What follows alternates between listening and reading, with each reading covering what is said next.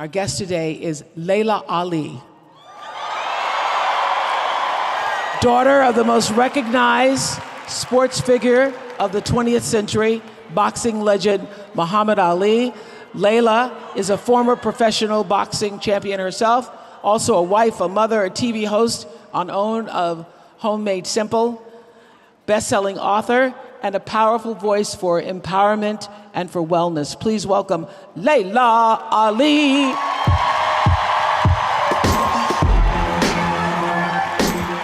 What's up, Oprah? Thank you so much. Hi. How are you doing? I don't know about you, but I feel amazing, okay, with the dancing, the meditation, and thank you so much, Oprah, for inviting me here today. Thank you, WW.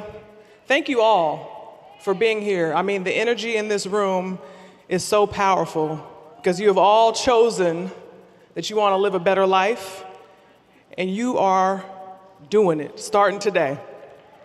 So as you know, as you've heard, I have many different titles, right? My resume is pretty long, but I have to tell you, what I enjoy most is encouraging others to be the greatest version of themselves by replenishing your health, your mindset, and your purpose. Now, I was blessed to have the greatest teacher as a role model. Being Muhammad Ali's daughter was truly a divine gift. It really is. Having him as an example shaped me into the person that I am today. Now, my dad had a tremendous amount of respect for himself and also for others. His courage and dedication were immeasurable when it came to standing up for people and doing what was right. When I was, man, thinking about him now, when I was a child, he told me that boxing was his platform.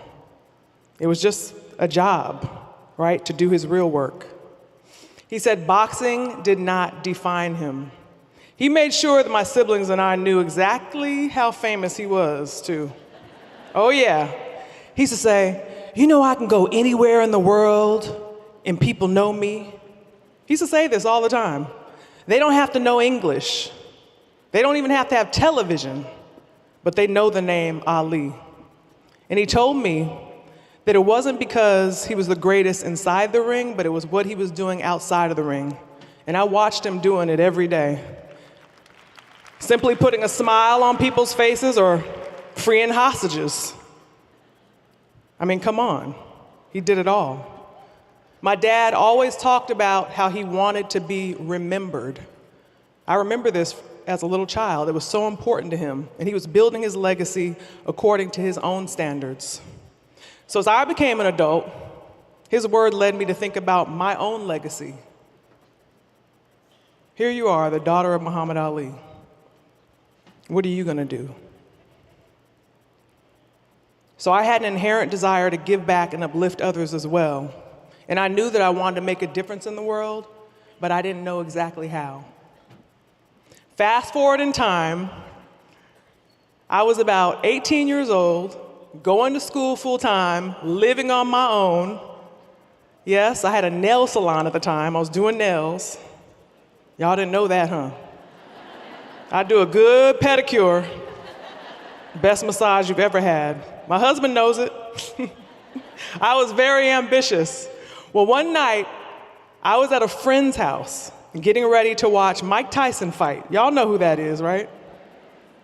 Yeah, it was a heavyweight fight, main event. So we got our popcorn, our soda, our pizza. We're getting ready to watch the fight. And all of a sudden, women walk into the ring. And I was like, I had no idea that women's boxing even existed until that moment. So I watched the fight and was in awe the whole time. I went home that night dreaming about becoming a professional boxer myself.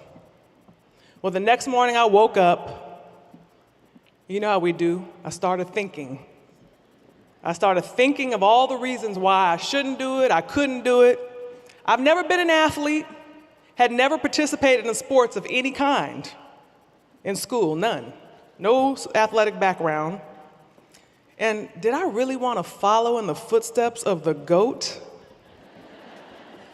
I mean, would I be able to do what it would take to become a boxer? I had no idea. I had no idea what it would take. I wasn't that little girl in the gym with my father watching him. My father had been done boxing by the time I was old enough. No exposure to any of this. What would people think? And most of all, what would my father think? I didn't think he would like it. I knew that. So I talked myself out of it. And a whole year went by before I decided to listen to the voice inside of me that just would not go away. And I decided to give boxing a try. So I found a local boxing gym and started training in secrecy. Yes, I told everybody, I was like, I'm just trying to lose some weight, I'm just getting in shape. I had about 30 pounds that I could stand to get off. But in actuality, I was testing the waters. I wanted to make sure that I had the natural talent and that I was going to be able to do what it would take to transform myself into a fighter. And my goal was to be the best, not just any fighter. I knew I wanted to be a world champion. I wanted to be undefeated.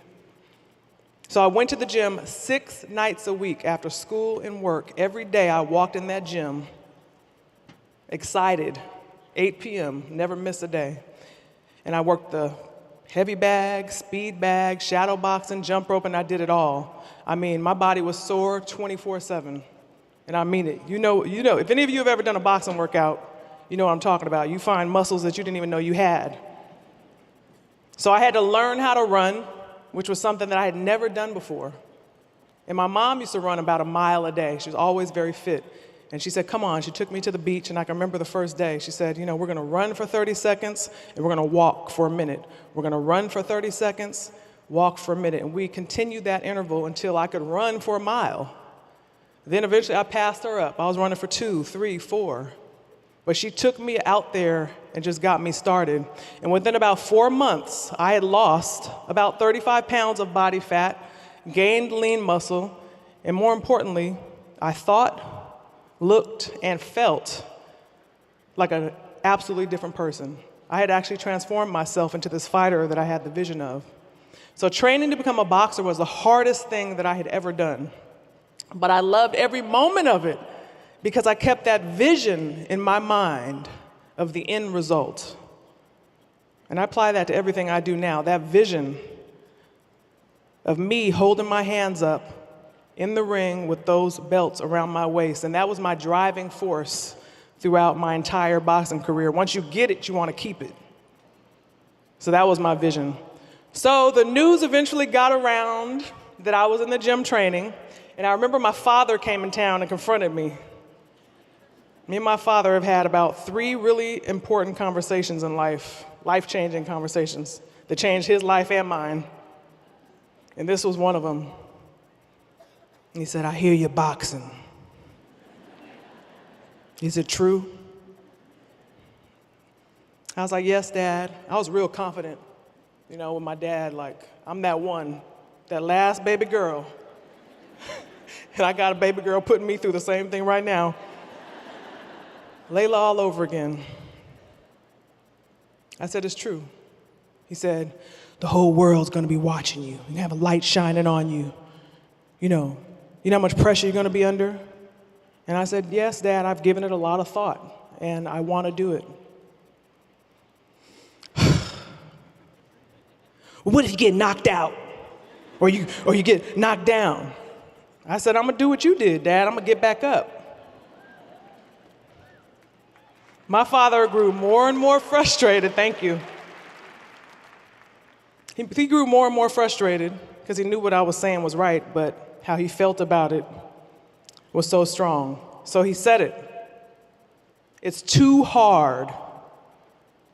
It's a man's sport, and it's not for you. I said, I understand how you feel, but I've made my decision, and it's final. I had to do what was in my heart, just like he did. And that's what I told him. I do what's in my heart. So 6 months later, I had my pro debut. It was my first time ever getting in the ring. No amateur fights, right? So you can imagine the pressure that was on me, a young girl getting in the ring for the first time with my father, Muhammad Ali, in the audience, 80 different media outlets, my first fight ever, waiting to see what I was going to do. So this was the moment to prove to my father, to the world, and most importantly to myself, that I had become an athlete. So that bell rang. My opponent and I met in the middle of the ring and started boxing. 54 seconds later, she was on the canvas.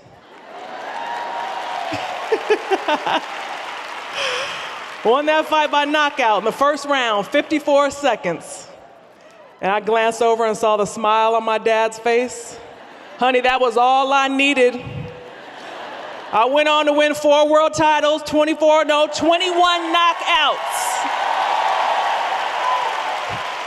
And it didn't happen by accident. That's what was meant to happen, and I put in the work. So after I won my first world title, so he was at a lot of the fights.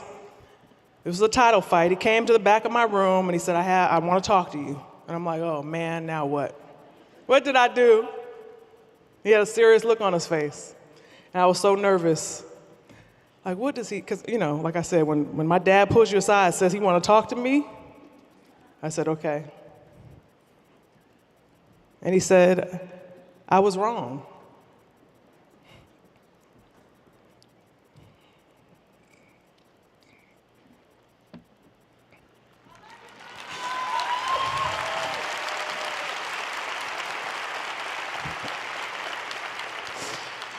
He said, you can fight, and women can fight.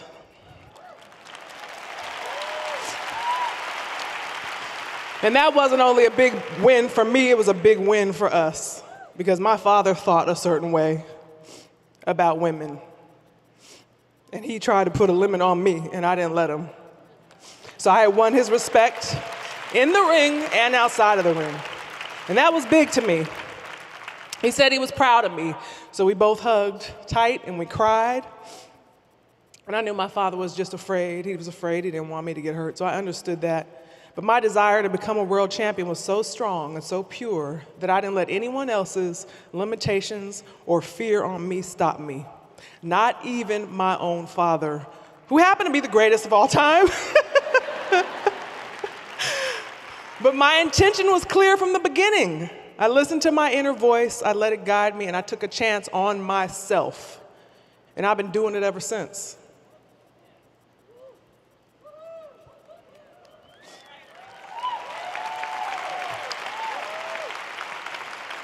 So I didn't know exactly what the outcome would be, but I knew I would do my absolute best to reach my goal. Becoming an athlete forced me to be stronger mentally, physically, and spiritually. And one of the most important lessons that I've learned is that confidence comes from preparation. Confidence comes from preparation. People ask me all the time, how are you so confident? Because I do the work. And I apply that to every area of my life. So now I'm 42 years old, had my pro debut at 20. I have 2 children. I weigh 200 pounds. Right now, today, and I feel amazing. I feel healthier. I am healthier than I was 15 years ago because I've learned what works for my body at all stages. And I train smarter, not harder. I focus on my health, not what size I wear. And I watched my father struggle with Parkinson's disease for 35 years. My father would often tell me that he felt that if he would have adhered to a cleaner organic diet, he thinks his Parkinson could have been avoided. And he told me that at a very young age. And whether that was true or not, it always stayed in the back of my mind. And it changed and shaped the way that I think about food. It can work for us or it can work against us. It all depends on what we choose to eat. I was diagnosed with thyroid disease 15 years ago. And I've been on medication since then that I have to take for the rest of my life. And I know many of you might be struggling with the same thing. It's a struggle to stay at a healthy weight for me because my metabolism is slow now. I'm not used to that. I used to lose 10 pounds the week of the fight. Get that weight off. It doesn't happen that way anymore. And there are also days when I feel fatigued or have lack of motivation in general. But while thyroid disease has proven to be a challenge, it has also made me respect my health more than ever. And I'm an advocate for being preventative. You must take time for self-care, eat quality foods, and commit to getting your body in motion. And it's not just about what you put in your mouth. We know this now, right? Ask yourself, what kind of thoughts are you consuming in your mind? What are you feeding your spirit? Your game plan has to be a 360-degree, full-circle strategy if you want to be the greatest you, right? I love this 2020 vision of me. Thank you, Oprah. I have embraced the changes that are going to come. You know, what worked for me 20 years ago when I was fighting, it doesn't work for me now. And what works for me now may not work 5 or 10 years from now. So you got to just go with the flow. Woo! It's important to me that my legacy includes being an excellent role model to my children, just as my father was to me. But how can I be present and be an energetic mom, be a loving wife to my husband, and take care of them like you know how we do? How are we going to take care of them if we can't take care of ourselves and be happy and healthy, ladies?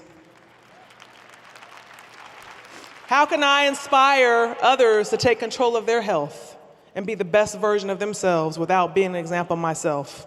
So this is why I stay committed. I understand the power of legacy. Have you ever thought about what your legacy will be? Each and every person in this room will leave a legacy in one way or another. You don't have to be a celebrity or an athlete to leave a legacy. You know, if I would have tried to compare myself to my father, how great he is, how he changed the world, and said, how am I going to do that? How am I going to live up to that? I would have never gone after my own purpose in life. So how do you want to be remembered? That's what I want you to think about. As someone who chose to be well and live a joyful life that was infectious to others? Or as an amazing parent who was an excellent role model to his or her children? As someone who pursued their dreams relentlessly? Because the intention and energy that you put into the way you live your life will become your legacy. The food you eat, the work you do, the people you choose to surround yourself with will define who you truly are. You can say one thing all you want to, but we're all going to be watching what you're actually doing, and that's what's going to become your legacy. So you have to be intentional, deliberate, purpose-driven, and relentless. Yesterday would have been my father's 78th birthday. Yes. Show him some love, because trust me, he's watching, he's listening.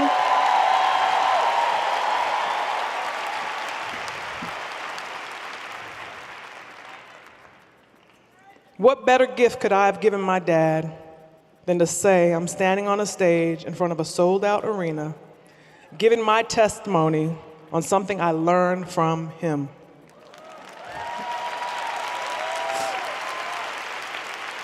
The significance of creating a legacy, inspiring people to become the greatest version of themselves. That's what he wanted to do, and that's what I'm going to do.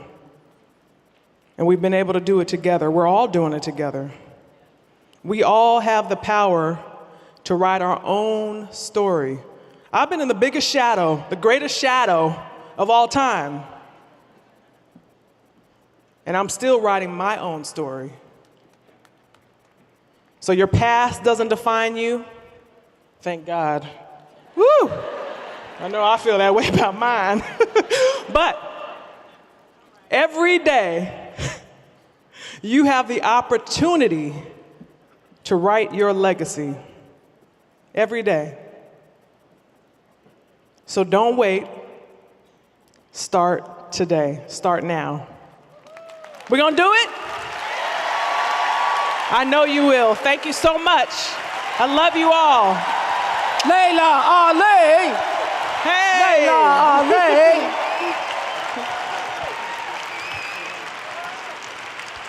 So I wanted to ask you about that. As you were speaking, I was just thinking about what's it like to be in, how do you create your own light when you are living in the shadow of the greatest of all time? I mean, I would think that would be hard, particularly for the kids. Right. Yeah. I thank God that at a very young age, I was able to see all of the greatness in my father and also the imperfections and say, wow, this is the most famous, beloved man in the world. Yeah. And he makes mistakes too. He's not perfect. So that just really leveled the playing field for me. And I said, he's a human being, just like me. So It didn't make him, I was like, I can let my own light shine together. And it doesn't, it makes his even more powerful. Yes, but how did you figure that out when the whole world is like, Muhammad Ali, Muhammad Ali? I know. That's why I said I thank God, because I was very quiet and still. And I don't know if it was from a past life or what, Oprah, but like I said, I was so young, and that's the thing. I was just like, wow. But I realized very young that I can do my own thing just like my father did it. To me, he was not a God, he was my father. Yeah. Well, my biggest takeaway from what you said here today, and I love this, I hope you all got it, take a chance on myself. Absolutely. Take a chance on yourself. Yeah, because the thing is this, a lot of times we hold ourselves back because we're afraid of what will happen. It might not go the way I want it to go. What will they say? What will they think? And when you understand that, sometimes you gotta just take that leap and just say the heck with it. But that's why it was so important for me to see that even Muhammad Ali's not perfect. Even he makes mistakes. So if I make a mistake, it's okay. If you're not perfect, it's okay. The goal is to learn in this life and grow in this life. So you have to get comfortable being uncomfortable, because if you're ever gonna grow, you gotta push yourself. Just like we tell our children. They don't want to do something, they're afraid, right? But we have to push them. And I love when you were talking about preparation. My definition of luck is preparation, meeting the moment of opportunity. Yes. And when that happens, when you're prepared and you meet the moment of opportunity, people go, oh, you're so lucky, but no luck shows up unless you're prepared. Absolutely. Yeah. And I love the fact that me and Oprah think the same way. I'm just like, I'm doing something right. Yes, you have to. My confidence always comes from preparation. When I was boxing, oh, she's cocky, she's this, she's that. And I'm like, look, I'm doing the work, and I'm gonna go in there and I'm gonna put the action behind what I'm saying, and I go get the knockout. In 54 seconds. Only I can say that. I get the knockout. You can't say that, Oprah. I can't say that. You get a knockout in your own way, though. Okay, but tell me this: were you ever fearful that it couldn't actually happen? I mean, when you have your father, Muhammad Ali, saying, "I don't think you can do it," what made you say, "I can, I will, watch me"? Right. Well, first I realized that I felt he just doesn't know any better. That's how I felt. No, Okay. really, like he doesn't know women box. We obviously can box. I'm training, I see women training, so that just wasn't the case. He was old school, he just didn't know. Then he didn't realize this fighter that I had in me. And when you talk about being present as a parent, because if you're not, you miss so much. That's something I'm working on now too, because we have so many things going on. But he wasn't always present. And he didn't realize what I had inside of me. But it wouldn't have mattered. His fear wouldn't even let him see the opportunity, the possibilities, because I was his baby girl. He didn't want me in a dirty, grimy boxing gym. I got that. But it was in my heart, and I had to do what I wanted to do. And yes, you say, how do you know that you're gonna do it? Oprah, with every cell in my body, every single cell, before I got in that ring, I knew I was gonna win. That's how I felt. It wasn't something I'm just saying. It was not a mantra. Like, I really felt it. I didn't know how I was gonna win. Was it gonna be a knockout in the third, fourth? What was gonna happen? Am I gonna get cut? I don't know. Is her nose gonna get broke? I don't know. But I'm gonna win. And I have never felt that way about anything else in life. I'm telling you, since then, I do a lot. I don't have that feeling. So that's how I felt. I owned that ring. So now, as someone who's had that feeling of knowing for sure, okay? how do you go do things that you don't feel that way about? How did I come on this stage today in front of 15,000 people with Oprah Winfrey and still feel like I can do my best? I didn't have that feeling I had in the ring. But you did your best. Thank you. You did your best. That's what I was getting to. See? You did your best. Thank you, Laila Ali. Thank you. I love you guys. Thanks, all.